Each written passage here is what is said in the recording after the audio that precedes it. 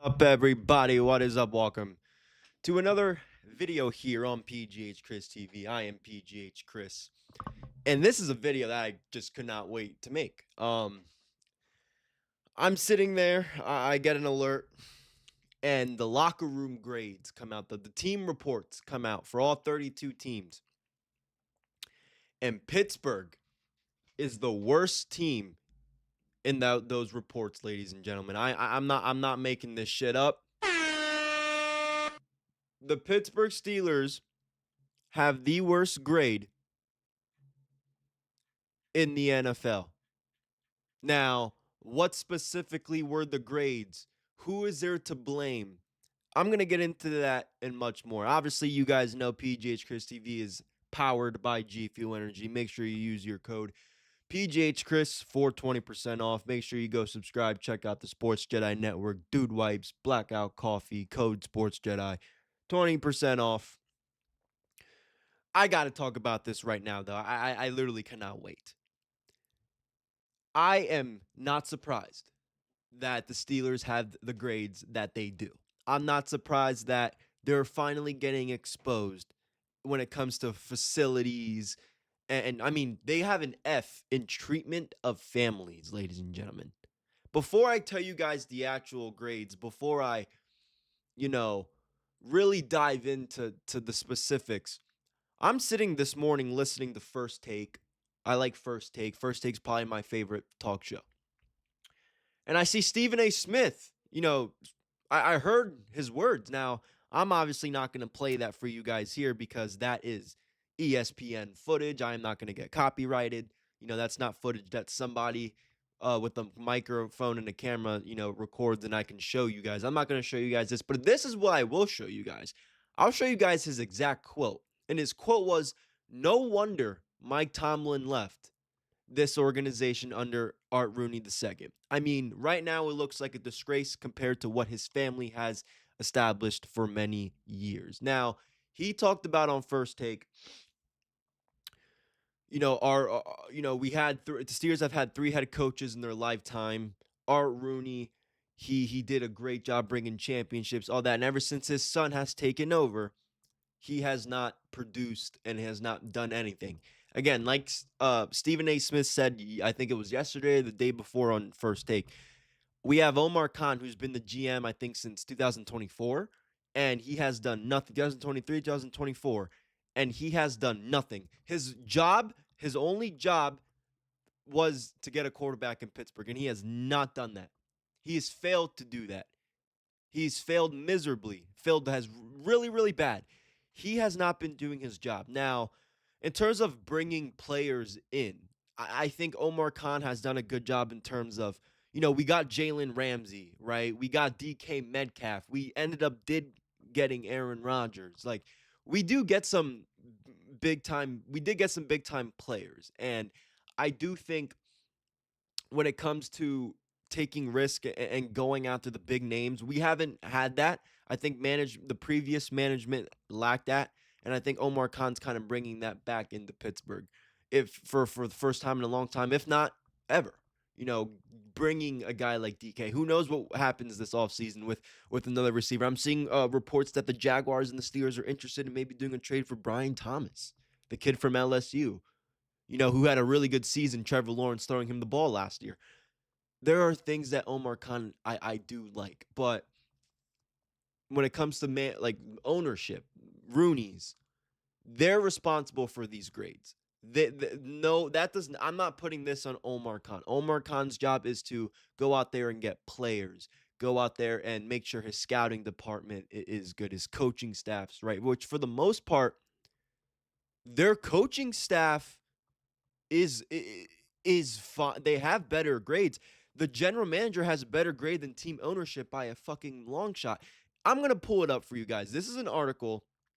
It's from BehindTheSteelCurtain.com. I want to give those guys a shout out because I enjoy their articles. BehindTheSteelCurtain.com. I'm on their website right now. These are the grades. I mean, what do you got? Treatment of families. An F.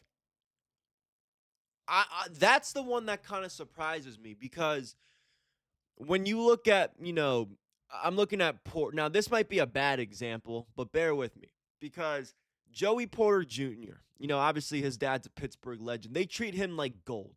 They treat him amazing. Now I'm wondering, how do they treat a lot of these players that aren't, you know, Joey Porter Jr. status, that aren't Hall of Fame people? And I'm like, okay, so how do they treat like the rookie fam? Like, what is it with treatment of families that's an F? How do you get an F on treatment of families? I just that's crazy to me. So what is it like? Do they make it complicated for the families to get into the parking lot, or do they not accommodate family members and all that stuff to watch the games? Do they make family members pay a ridiculous amount? I don't know. Do they just treat them like bad people? Like, I don't know. I just that's the one that surprised me. I'm gonna be honest because Tomlin. A lot of people want to play under Tomlin, and Tomlin, I felt like, was a guy that could relate to everybody's families. That's why a lot of people argue that they want to see him in college ball because he would be an excellent recruiter because he can relate to families. That's why this surprises me. And look, we haven't had a full season under Mike McCarthy and under these whole new coaches or anything. So it's not fair to blame them. Nothing's happened yet. Super Bowl literally ended a couple weeks ago. So that's a surprise. But home game field, F minus. F minus? In F minus. You know what I say to that one?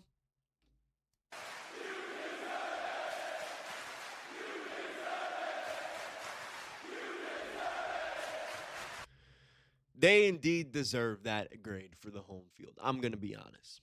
It does not. It looks good in terms of when you look at PNC Park and a lot of these other big areas in Pittsburgh. It's the background, it's the bridge, it's the river that makes the stadiums and the ballparks really feel and look cool. The actual conditions on the field, the turfs, the grass, all that shit, it's bad. Why? Well, you have a college team that uses that field. So imagine the Pittsburgh Panthers play on a Saturday afternoon and the Steelers play on a Sunday afternoon. They're using that field either 12 hours or less within each other, especially if Pitt plays like a 7 o'clock game in a big ACC matchup, which they have. They'll play at 7 o'clock, 6:30, and then the Steelers play like a Miami, or that's a bad example because they played Miami Monday night, but they play like a Buffalo this year or Seattle, right? At a 1 o'clock game. Dude, those fields are gonna get fucking roughed. Those fields are the conditions of the grass, all that's gonna be really bad. And then on top of that, I don't know if any of the locals realize this. A lot of the high school kids use that field. It's not just the Pittsburgh Panthers, it's not just the Pittsburgh Steelers. They use that field for high school ball. Like Western Pennsylvania high school ball, I think, correct me if I'm in central Pennsylvania. I haven't been in Western Pennsylvania forever. So I don't know how the high school ball scene is over there, but I think they play like their like their district championships, their league championships. I think that's played up in our Acrisure Stadium in the Western Pennsylvania region. So that's another, other group of people, other leagues, other stuff that's ruining the game conditions, that's ruining the field, the grass, all that stuff. I've heard, I'm not surprised why people get injured on that field. A lot of ankle injuries have taken place in home field games, whether it was the Steelers or whether it was anybody who they were playing. A lot of ankle injuries happened on that field. I'm not surprised. I'm not surprised. Food and dieting, B minus. I mean, I've seen a lot of videos, and I like to watch a lot of videos on the teams, like a lot of the teams that do like the cooking and stuff. They do like documentaries. They take you like behind the scenes. They do that. It's cool, but we never seen that from Pittsburgh, so I don't know. I don't know. I don't know how their food is. No nutrition. and dietitian, they got a B. The locker room, F minus. What the hell is going on in that locker room? F minus? Are the locker rooms like in really bad condition? Somebody told me, or not told me, but I did hear an article, and I forget for who it was, but it was a source, and I have it right here pulled up. There was a report that because the Steelers ranked last year from when it came to willingness to invest in facilities, there was a source that said there was only 5 bathrooms in that locker room. 5. Now, I want to put a big highlight on that comment from whoever that source was. The lack to invest in facilities, or willingness to invest in facilities, was the exact quote. That's all around Pittsburgh sports, ladies and gentlemen. I mean, you guys, we know what the Pirates are. They don't give a shit to invest about Pittsburgh sports. I mean, the Penguins are doing fine. I mean, I still don't think that they, out of all the NHL teams, really invest a lot in all that. They get a lot of players. Maybe I'm wrong. Maybe I'm not. I don't really follow NHL like that. But I do think that the entire city of Pittsburgh sports, it's like that everywhere. It's our baseball team, hockey team, and now it's going to transition on the one team that people give a shit in town, and that's the Steelers. I mean, I know the Penguins are the Penguins, but let's be honest, they haven't been who the Penguins are in the last couple of years in the same way as the Steelers. They're the only team left in town that we really give a shit about. And they're starting to do the not willingness to invest. That relies on Art Rooney II. That relies on ownership. And let's get into that real quick, because that's what matters, right? The weight room, B plus, training staff, B plus, training room, C, strength coaches, B minus, position coaches, B, offensive coordinator, B plus, head coach, A. Let's talk about these real quick before I get into the main one, which is general manager and team ownership, because general manager has a higher grade than team ownership, and that's fucking awful. But team travel's an F. I'm gonna pull it up for you guys right now on the screen so you guys can see. Look where my cursor is. Team travel, F. That is a big problem, ladies and gentlemen. Why is there a team travel? Why is our team travel F? What are the conditions? Are they going on Spirit? Is that how the Pittsburgh Steelers are traveling to games here in the Big 2026? Spirit? What's wrong with team travel? How do you get an F in team travel?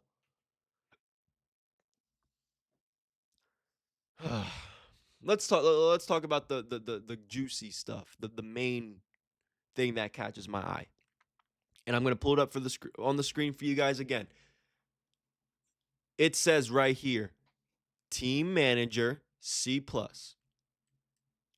Team ownership, D minus. That raises an eye, because I just mentioned Omar Khan. He has his positives, has his negatives. But as a team ownership, as an owner, you're the guy in charge. You're in charge of your general manager. And when the general manager has a higher grade than the ownership, to me, I'm not sure why the it seems like, why isn't the GM the owner? Why isn't Omar Khan the owner? Now, I'm not at all suggesting that. Relax. I'm looking at this at an illogical standpoint, right? If the general manager is getting a better report on their job than the actual fucking ownership, and the owners are losing money, but this GM's helping them, who should be running it? Who should be owning the company or the team? In just that logic, it should be Omar Khan. This is ridiculous. This is embarrassing. It is embarrassing. It's embarrassing to us Steelers fans. It's embarrassing to the players. It's embarrassing to the fucking staffs, season ticket holders.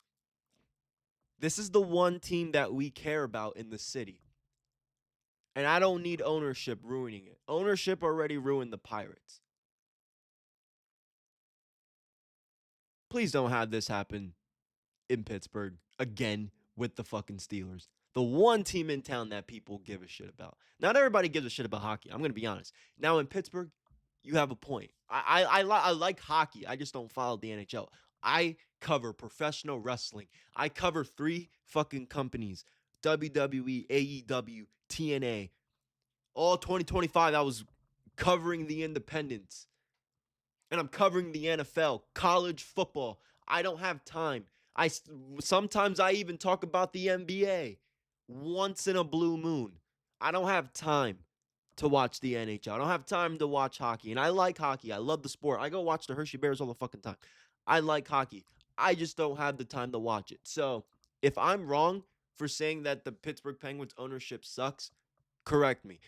But where are the championships to prove it? I mean, 2016 was the last year the Pittsburgh Penguins were truly relevant, and Sidney Crosby's leaving soon. He's going to retire. So I don't want to get this on a hockey rant, but my point is the Steelers are the only team that we give a shit about, and now the management ownership is going to sink another team in Pittsburgh to where the fans just don't give a shit, and it's going to suck. Look, I don't like shitting on my team.